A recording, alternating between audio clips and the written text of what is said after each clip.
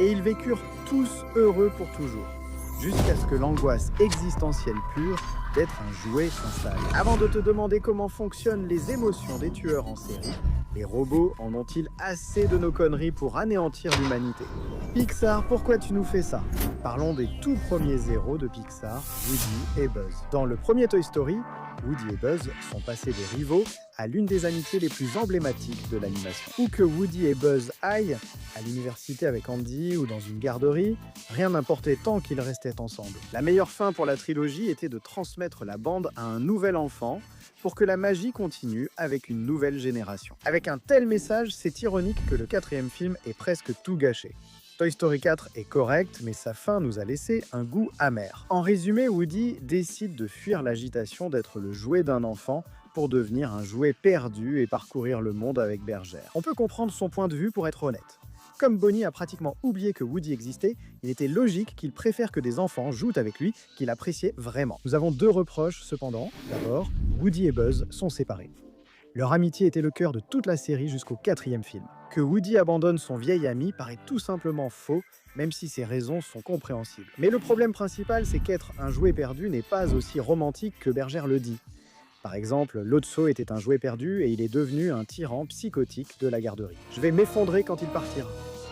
Se souvient-on de la fin de son histoire? Les enfants ne sont pas les seuls à pouvoir trouver Woody. Et si un routier ou un revendeur voulait juste Woody comme ornement, comme Hal qui voulait le vendre vite sur eBay? Aussi improbable que cela paraisse, Woody pourrait vite avoir des problèmes. De plus, les autres jouets devront sans doute rivaliser avec les iPads pour capter l'attention des enfants. Apparemment, Woody est déjà revenu, ou alors il y a un métamorphe dans le groupe maintenant.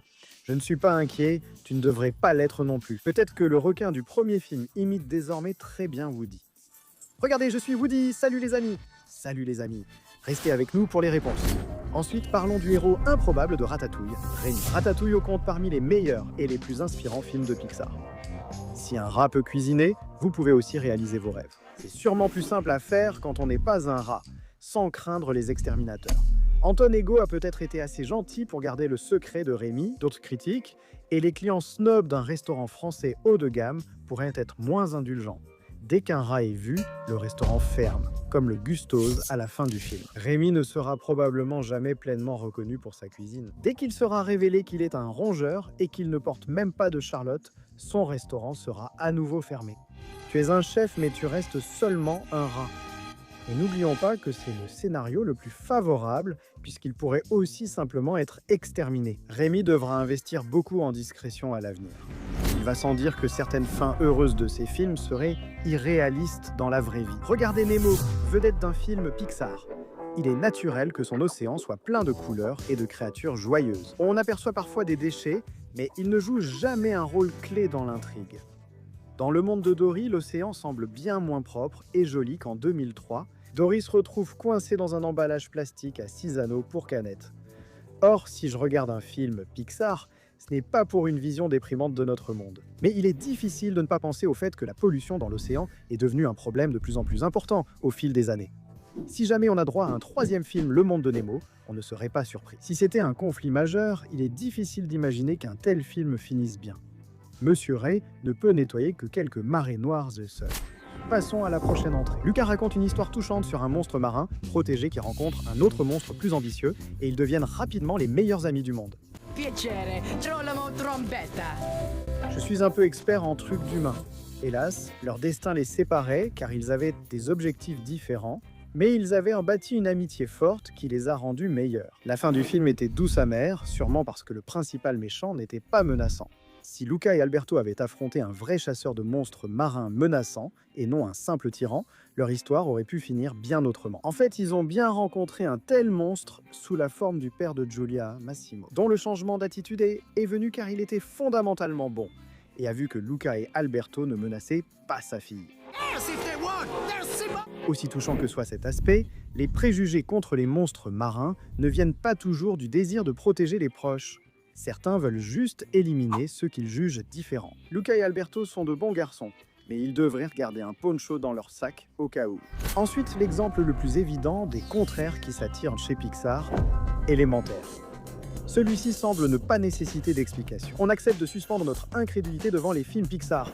Mais malgré le joli message sur l'union des éléments, on ne peut ignorer que ces deux personnages auraient pu s'entretuer par accident. D'accord, on sait que Flamme peut sauver Flack en le faisant pleurer après qu'il s'évapore, mais qu'en est-il d'Amber? Si son feu s'éteint, peut-on vraiment rallumer ce même feu? On voit que la relation entre Flack et Flamme a évolué. S'ils n'avaient pas surmonté leur peur du contact, ils se seraient mutilés mutuellement. Je pense que si les frères Grimm avaient été adaptés élémentaires, ils auraient sûrement choisi cette voie. Heureusement, Pixar a été plus clément dans sa logique. Parlons maintenant des petits héros de Pixar, ceux de Mille et Une Patte. Nous nous souvenons tous de cette scène marquante où le borgne, terrifié, finit livré à de jeunes oisillons affamés. Et si vous ne vous en souveniez pas, désolé de vous l'avoir rappelé. Mais vous savez, dans la vraie vie, les oiseaux ne se soucieraient pas de savoir si un insecte était un héros ou un méchant. La nourriture, c'est la nourriture, après tout, non? Ce qui est encore plus effrayant, c'est que les oiseaux ne seraient pas les seuls prédateurs dont les fourmis devraient en se méfier. Les fourmis sont une nourriture fréquente pour les petits mammifères comme les coyotes, les reptiles tels que lézards et serpents, et certains insectes. Les chenilles et araignées mangent des fourmis, contrairement aux coccinelles et menthes religieuses. Ainsi, certains insectes du cirque pourraient vouloir les manger. Tilt et la bande, la nature est parfois vraiment terrifiante, non? Oh là là, je ne sais même pas par où commencer. En fait, pour les voitures, on a déjà dit 1000 fois que Cars est l'un de ces films Pixar qui soulève bien plus de questions qu'il n'apporte de réponses, et on soutient vraiment cette affirmation. Par exemple, que se passe-t-il quand une voiture manque d'essence? Je sais ce qui arrive, mais je parle des voitures conscientes de dessins animés qui s'entraident dans ce monde. Flo gère une station-service et Martin peut vous remorquer en cas de besoin. Mais que faire si vous tombez en panne d'essence loin d'eux? L'idée devient plus inquiétante si des entreprises comme celle de Martin et Flo étaient dirigées par des personnes moins sympathiques. Martin est vraiment adorable. Que se passerait-il si une dépanneuse agissait par cupidité et non par altruisme? Il pourrait facilement surfacturer une voiture qui a besoin d'être remorquée jusqu'à une station-service voisine, et ensuite cette station-service pourrait lui soutirer encore plus d'argent. Cela soulève encore plus de questions. Pourquoi les voitures utilisent-elles de l'argent? Existe-t-il un système économique automobile secret? Qui dirige les voitures? Et quel argent utilise-t-il? Qui construit les voitures ici? Ou sont-elles fabriquées par des humains? Mieux vaut continuer. Clairement, Cars est un film qui pourrait te rendre fou à essayer de lui trouver un sens. Alors, que dirais-tu d'un exemple plus simple? Là-haut. Ensuite, parlons de Coco et de Soul. Deux films qui, il faut l'admettre, n'ont pas grand-chose en commun, si ce n'est qu'ils sont liés à l'au-delà. C'est la raison pour laquelle ces deux-là sont classés ensemble. Bien que ces deux films soient des rappels encourageants de vivre la vie à fond, le fait que leurs personnages principaux aient littéralement vu l'au-delà lui-même a des implications assez sombres. Tout d'abord, Miguel est un enfant d'environ 12 ans. Il sait déjà où il ira quand il mourra. Pire encore, il sait qu'un jour, il sera complètement oublié du monde. Et quand cela arrivera, il cessera tout simplement d'exister. Quand Miguel arrivera dans l'au-delà de son univers, il aura constamment la peur de disparaître qui planera sur lui. Mais qu'en est-il de notre bon vieux Joe? Eh bien, en plus que son film soit injustement sous-estimé, Joe Garner a une sorte d'épée à double tranchant. D'un côté, son aventure avec 22 l'encourage à vivre chaque instant de sa vie pleinement. L'agitation du quotidien, essayer désespérément d'atteindre la prochaine grande étape, tout cela n'est rien comparé au fait de savourer chaque petit moment pour ce qu'il est et d'en profiter à fond. Je vais vivre chaque minute à fond. C'est l'un des messages les plus profonds de Pixar. Mais ce gars a littéralement vu l'au-delà. Cela doit avoir un aspect existentiel étrange, non? Et même comme ça, ce film est bien trop touchant pour qu'on en fasse quelque chose de sombre, même dans un script comme celui-ci. Enfin, à moins qu'il soit vraiment mort en tombant dans la bouche d'égout, au lieu de simplement tomber dans le coma. Aussi étrange que cela paraisse, une expérience de mort imminente est en réalité assez anodine. Parmi tous les héros Pixar, les émotions de vice-versa sont sans doute les plus abstraites, surtout comparées à ce qu'ont vécu d'autres personnages. D'un autre côté, vice-versa avait essentiellement le message profond. Et c'est normal de ressentir des choses parfois. Le deuxième film a révélé que toutes les émotions ne sont pas forcément celles qu'on a envie de ressentir. À mesure que Riley grandit, elle ressent des émotions plus complexes, comme l'anxiété, l'envie, l'embarras ou l'ennui. Eh bien, beaucoup de mots en « E », non? Je me demande, et si elle avait choisi un autre mot en « E » ? Comme je le disais, et si elle avait montré pire que de l'anxiété? Que se passe-t-il si une émotion suffit à enfermer toutes les autres pour de bon? Nous avons vu les effets désastreux de l'anxiété. Mais si elle contrôlait Riley sans fin, empêchant les autres d'accéder au panneau de contrôle, et sans parler des émotions qu'on ne voit pas dans le film, comme si l'envie compte comme une émotion, qui peut le dire? Les autres péchés et capitaux aussi, la cupidité, l'orgueil, la luxure. Qui peut dire qu'il n'y a pas de danger qu'une de ces émotions arrive et organise une révolte contre les autres émotions? Et plus important encore, qu'est-ce que cela dit de mon propre panneau de contrôle émotionnel, si je pense même à cette possibilité en ce moment? Maintenant, allons encore plus loin. Et si on appliquait ça à quelque chose de bien plus sinistre, disons au panneau de contrôle émotionnel d'un tueur en série, imaginez que la joie devienne une satisfaction sadique, où le plaisir vient d'infliger douleur et terreur, tristesse. Non, cette émotion est absente, aucune place pour la culpabilité ou le remords chez ce type. La peur, très faible, elle apparaît seulement quand l'excitation de la chasse s'éteint. Et franchement, cette excitation est dépassée. Le dégoût est là, mais il ne s'agit pas d'éprouver de la peine pour quelqu'un. C'est surtout du mépris pour la faiblesse des victimes. Il y a aussi la colère, ce bouton rouge sur son panneau de contrôle, prêt à exploser. Mais c'est surtout une question de domination, de pouvoir et d'affirmation de contrôle. Maintenant, la surprise. Eh bien, ce n'est pas tout à fait ce à quoi on pourrait s'attendre. C'est le choc que l'on ressent quand un plan part en vrille ou que quelqu'un ose remettre en question son intellect supérieur. Oh oui, j'adore Get Up and Glow. Et voici le clou du spectacle. Et le sadisme, qui dirige probablement la danse depuis un moment. Prenant son pied à chaque cri et à chaque rencontre tordue. Ne dis pas ça comme ça, tu vas lui faire peur. Pourquoi ça me ferait peur? Ajoute du narcissisme et de la psychopathie. Et tu obtiens quelqu'un qui considère les autres comme de simples pions dans son spectacle d'horreur. Donc ce n'est pas vraiment la configuration de vice-versa à laquelle Riley fait face. En somme, les émotions d'un tueur en série pourraient être une version grotesque et violente de celle de vice-versa. Ici, le panneau de contrôle est truqué pour alimenter un cycle sombre et addictif de cruauté. Une émotion devient si forte qu'elle domine les autres, supprimant empathie, compassion et même le sens moral que nous tenons pour acquis. Ce n'est pas juste un dysfonctionnement, c'est un nouveau système conçu pour prospérer dans le chaos. Peut-être que la vraie histoire d'horreur, derrière toutes ces théories sombres de fans Pixar, c'est justement celle à laquelle on ne voulait pas penser. Passons aux indestructibles, les super-héros, c'est amusant. Les bandes dessinées, les films, les animés sont un de ces sujets qui marchent toujours, peu importe le support. Évidemment, Pixar s'y est essayé, créant l'un de leurs meilleurs films et aussi le deuxième. On est ravis que les super soient à nouveau légaux dans le deuxième film. Mais si la plainte d'un seul homme sur l'impossibilité de se suicider a déclenché la controverse, rien n'exclut une nouvelle interdiction. Il suffit de voir d'autres médias comme le MCU pour constater à quel point la réputation des super est menacée. Souviens-toi dans Civil War quand Wanda a fait exploser un immeuble, causant des victimes et ternissant la réputation des Avengers. Ou pense à Gentle Criminal dans My Hero Academia. Sa vie criminelle a débuté lorsqu'il a tenté de sauver un homme d'une chute mortelle. Mais son manque d'entraînement a aggravé l'accident. Tout cela pour dire qu'il suffirait d'un seul super, sans formation adéquate, sans contrôle de ses impulsions ou sans prudence, pour ruiner à nouveau leur réputation. Heureusement, cela ne devrait pas poser de problème. Ce n'est pas comme s'il laissait carrément des gamins agir comme des super-héros après tout. N'est-ce pas? Ah merde, bref. Passons à autre chose, parlons d'un grand classique, Monstres et si. Celui-là, c'est facile d'imaginer comment ça pourrait mal tourner.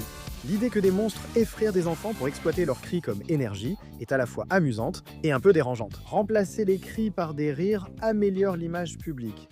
Mais il faut se demander ce qui arriverait si un enfant était prêt à voir surgir un monstre. Si les enfants n'avaient pas peur des monstres dans leur placard, ce film n'existerait sans doute pas.